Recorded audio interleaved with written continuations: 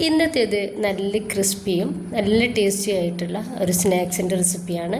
വെറും 5 മിനിറ്റ് പോലും വേണ്ട നമുക്കിത് ഉണ്ടാക്കിയെടുക്കാൻ വേണ്ടിയിട്ട്. നല്ല ടേസ്റ്റിയാണ്. ഇത് ഉണ്ടാക്കുന്നത് എങ്ങനെയെന്ന് കണ്ടുനോക്കാം. അപ്പോൾ ഇതിന് വേണ്ടിയിട്ട് ഞാൻ എടുത്തിട്ടുള്ളത് 3 ഉരുളക്കിഴങ്ങാണ്. ഒരു രീതിയിൽ ഒന്ന് ഗ്രേറ്റ് ചെയ്തെടുത്തിട്ടുണ്ട്. പറ്റ തിന്നായിട്ടില്ല, കുറച്ചൊരു കനത്തിലാണ് ഇതൊന്ന് ഗ്രേറ്റ് ചെയ്തിട്ടെടുത്തിട്ട് വെള്ളത്തിലിട്ട് നന്നായിട്ട് കഴുകി വെള്ളം ഒഴിവാക്കാൻ വേണ്ടി വെച്ചിട്ടുള്ളതാണ്. ഇപ്പോൾ ഇതാ നന്നായിട്ട് ചൂടായിട്ടുള്ള പാനിലോട്ട് ഒരു 2 ടേബിൾ സ്പൂണ് വെളിച്ചെണ്ണയാണ് ഒഴിച്ചെടുക്കുന്നത്. അതിന് ശേഷം നമുക്ക് ഒരു ഉരുളക്കിഴങ്ങ് ഇതിലേക്ക് ഇട്ട് കൊടുക്കാം. ഇനിയിപ്പോൾ നമുക്കിതൊന്ന് ജസ്റ്റ് മറിച്ചിട്ടെടുക്കാം. ഒരുപാട് ടൈം നമ്മളിത് വേവിച്ചെടുക്കുന്നില്ല, ചെറിയൊരു രീതിയിലാണ് ഒന്ന് വേവാക്കിയെടുക്കുന്നത്.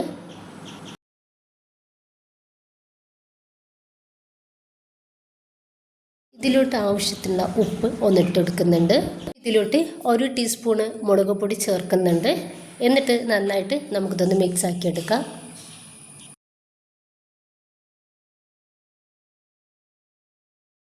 ഇത് നന്നായിട്ടൊന്ന് മിക്സ് ആയിട്ട് 1 മിനിറ്റ് നമുക്കിത് അടുപ്പത്ത് വെച്ചാൽ ഗ്യാസ് ഒന്ന് ഓഫ് ചെയ്തിട്ട് ഈ ഒരു ഉരുളക്കിഴങ്ങ് ഒരു പാത്രത്തിലേക്ക് ഇട്ടുകൊടുക്കാം.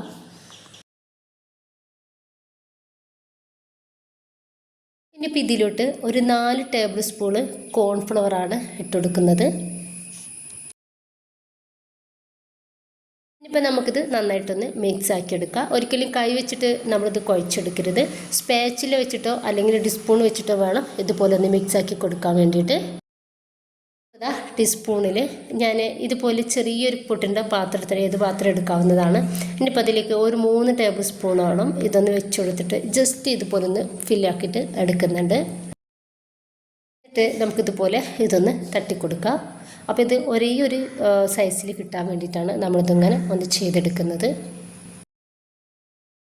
ഇപ്പോൾ ഞാൻ മുഴുവനായിട്ട് തന്നെ ഇതുപോലെ ഒന്ന് റെഡിയാക്കി എടുത്തിട്ട് ഇതുപോലൊരു സ്പാച്ചിൽ വെച്ചിട്ട് ഇതൊന്ന് റെഡിയാക്കി കൊടുക്കുന്നുണ്ട്. 2 സൈഡും ഇതുപോലെ ഒന്ന് റെഡിയാക്കി കൊടുക്കാം. ഇനിയിപ്പോൾ ഇതാ ഒന്നുകൂടി ഞാനൊന്ന് കാണിച്ചു തരാം. ഇതുപോലെ ടീസ്പൂണോ അല്ലെങ്കിൽ ചട്ടുക എന്തെങ്കിലും വെച്ചിട്ട് ഇതുപോലെ ഒന്ന് റെഡിയാക്കി എടുക്കാം.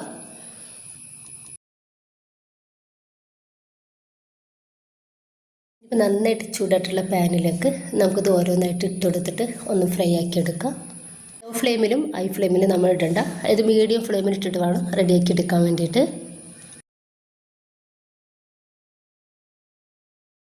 2-3-4 പ്രാവശ്യം നമുക്കിത് തിരിച്ചു മറിച്ചിട്ടെടുത്തിട്ട് ഒന്ന് റെഡിയാക്കി എടുക്കാവുന്നതാണ്. വെറും 2 ഇൻഗ്രീഡിയൻസിലാണ് നമ്മളിതൊന്ന് റെഡിയാക്കി എടുത്തിട്ടുള്ളത്. അപ്പോൾ ഇതൊന്ന് റെഡി ആയിട്ടുണ്ട്. നമുക്കിത് പാനിൽ നിന്ന് എടുത്ത് മാറ്റിയിട്ട് ബാക്കി കൂടി ഇതുപോലെ ചെയ്തെടുക്കാം. അപ്പോൾ ഇതാ ഞാനിത് മുഴുവനായിട്ട് തന്നെ ഒന്ന് റെഡിയാക്കി എടുത്തിട്ടുണ്ട്. നല്ല ക്രിസ്പിയും നല്ല ടേസ്റ്റിയാണ് ഇത് കഴിക്കാൻ വേണ്ടിയിട്ട്. വെറും 2 ഇൻഗ്രീഡിയൻസിൽ നമ്മളിത് ഉണ്ടാക്കിയെടുക്കുന്നത് കൊണ്ടിട്ട് തന്നെ വളരെ സിമ്പിളാണ്. അപ്പോൾ എല്ലാവരും ഉണ്ടാക്കി നോക്കുക. നിങ്ങളുടെ അഭിപ്രായങ്ങൾ അറിയിക്കുക. ഇഷ്ടമായിട്ടുണ്ടെങ്കിൽ നിങ്ങളുടെ സപ്പോർട്ടൊക്കെ ഉണ്ടാവുക. ഇൻഷാ അല്ലാഹ്. ഓക്കെ.